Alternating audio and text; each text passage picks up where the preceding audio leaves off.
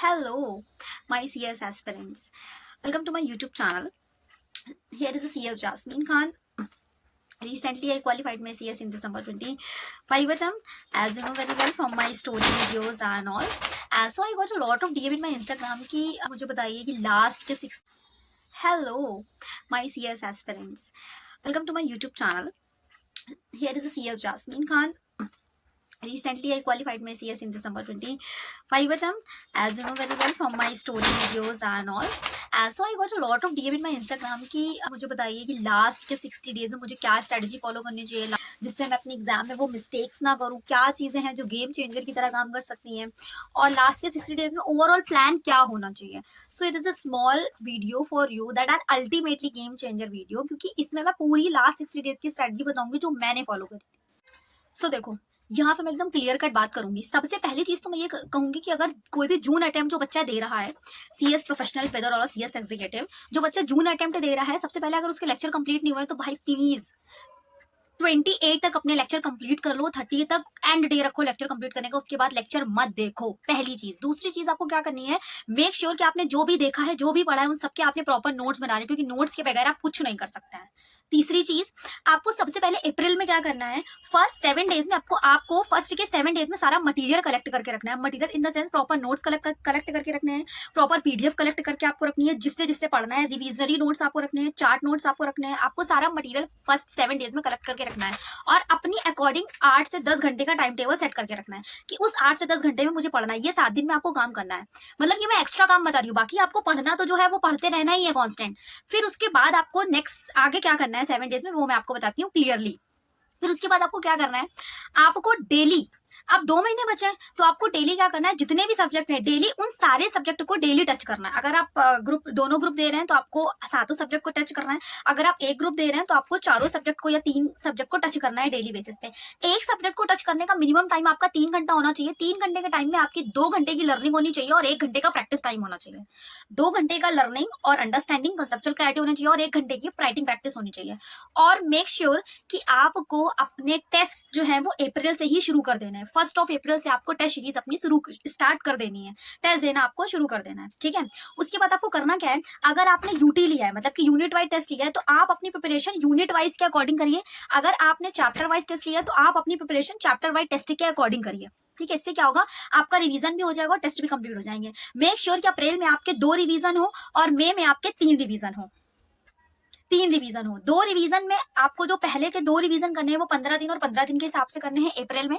15 दिन और 15 दिन के हिसाब से जो रिवीजन रहेंगे वो एकदम डिटेल रिवीजन होना चाहिए, एकदम डिटेल, और हर चीजों को टच करके होना चाहिए. और रिवीजन में वही चीज रिवाइज करनी है जो 7 डेज में आपने मटेरियल कलेक्ट करा, सिर्फ रिवाइज उसी को करना है. याद रखना कि सीएस एग्जाम सिर्फ पढ़ने से नहीं निकलता है, रिवीजन करने से निकलता है.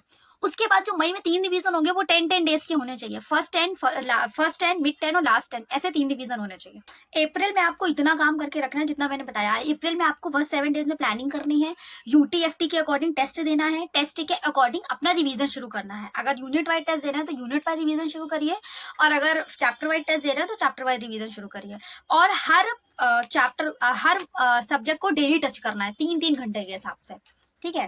उसके बाद अब आता है मई. तो मई में आपको क्या करना है, मई में 3 रिवीजन का टारगेट, तो 10 डेज पे 3 आपको रिवीजन करने हैं. 10 डेज में जो पहला रिवीजन होगा उसमें आपको कोशिश ये करनी है कि सारे जो यूटी और एक एफटी, सारे यूटी और हर सब्जेक्ट का एक एफटी मींस फुल टेस्ट, वो कवर कर लो आप, ताकि जो लास्ट के 20 डेज बचे उसमें आपका यूटी का टेंशन ना हो, सिर्फ आपको पूरा रिवीजन करके एफटी देना हो, सिर्फ आपको फुल टेस्ट देना हो.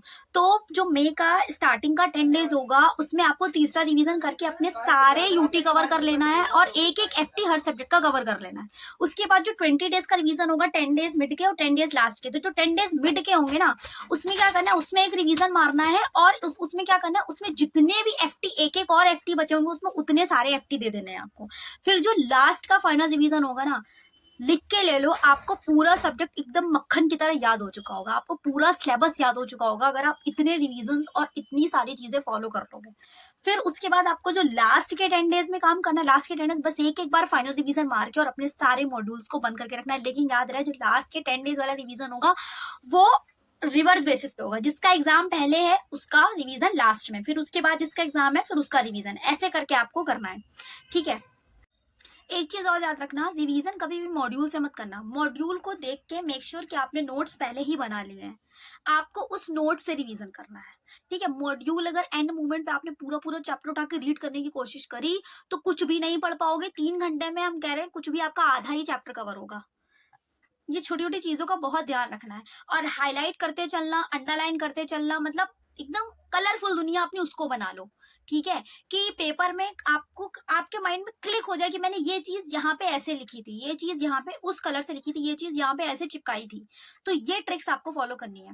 1 अप्रैल से गांठ बांध लो, 1 अप्रैल से डेली राइटिंग प्रैक्टिस करनी। जो लास्ट 1 घंटे का सेशन मैंने बोला है ना, लास्ट 1 घंटे का प्रैक्टिस सेशन में आपको अगर प्रैक्टिकल सब्जेक्ट है तो उसके क्वेश्चन सॉल्व करने हैं, और अगर थ्योरी सब्जेक्ट है तो उसका केस लॉज या प्रोविजंस उसको लिख के ट्राई करना है, लिख के प्रॉपर लिख के ट्राई करना है। पेपर ओरल नहीं होगा, पेपर आपका रिटर्न होगा, वहां पे लिखना मांगता है, वहां पे कुछ भी दिमाग में होता है उसका मैटर नहीं कर रहा है, वहां पे जो आपने लिखा है मैटर वो कर रहा है। तो वो आप अपने दिमाग में जो प्रोविजन आपने सोचा उसको आप उतार पा रहे हैं कि नहीं, that was the matter in CS exams. याद रहे, प्लानिंग करने के बाद बहुत से बच्चे अपनी प्लानिंग को छोड़ देते हैं, रुक जाते हैं, बीमार हो जाते हैं। ऐसा कोई काम आपको नहीं करना है। मौसम चेंज हो रहा है, बाहर की चीजें खाना बंद करिए, 2 महीना एकदम सात्विक जीवन जिए, और घर का खाना खाइए ताकि आप हेल्दी रहें और आपका पढ़ाई में दिमाग लगे। और एक चीज और है कि अपने रूटीन आपने जो बनाया ना उसको प्रॉपर बना के रखो। देखो मैंने 5 रिवीजन का टारगेट बताया, अगर आपने 4 भी कर लिए, 2 अप्रैल में 2, अगर आपने 4 भी कर लिया लेकिन ढंग से, पहले के 2 डिटेल होंगे, लास्ट के जो 2 रिवीजन होंगे वो डिटेल नहीं होंगे, क्योंकि आप पहले के 2 रिवीजन डिटेल कर चुके होंगे तो 80% सिलेबस आपको याद हो चुका होगा। जो लास्ट के 2 सिलेबस होंगे वो बाकी 20% के लिए होंगे, कि जो 20% आपको याद नहीं हो रहा है या जो छूट रहे हैं टॉपिक आपको उसके लिए होंगे। तो आपको ऐसी स्ट्रेटजी बना के ABC करके याद करना है कि A बहुत हाईलाइटेड, B उससे कम, C एकदम लोएस्ट टॉपिक जो बहुत रेयर आता है।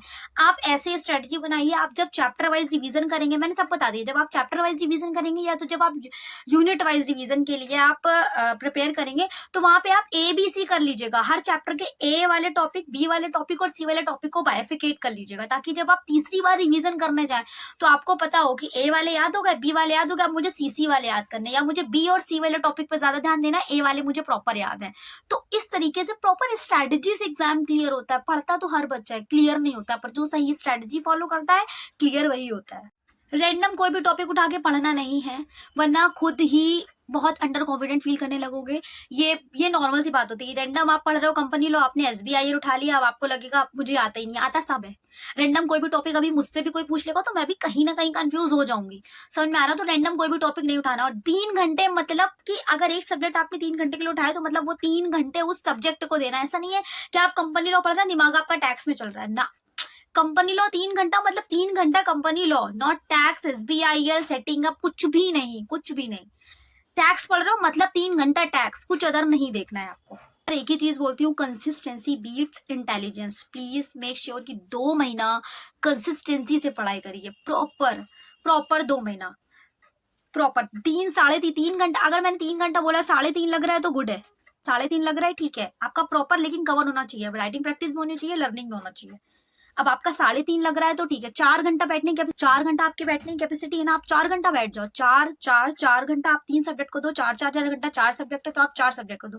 बोथ मॉड्यूल जो दे रहा है वो 3 या 3.5 के अकॉर्डिंग, मतलब बेयर मिनिमम 3 घंटा। 4 घंटा हो रहा है तो ठीक है, 5 नहीं होना चाहिए, 5 बहुत ज्यादा हो जाएगा, बोर हो जाओगे।